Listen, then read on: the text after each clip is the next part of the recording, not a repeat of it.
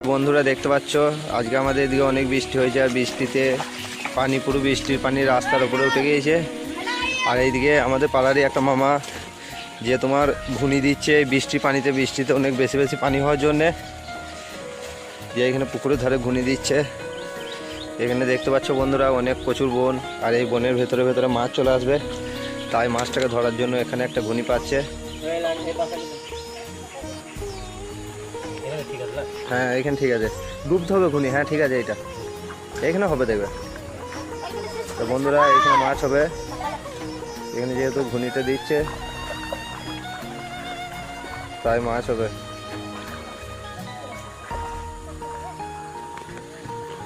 আর ঘুনিটা দেওয়ার পর যখন তুলবে তখন আমরা দেখবো যে হ্যাঁ কতগুলো মাছ পাচ্ছে।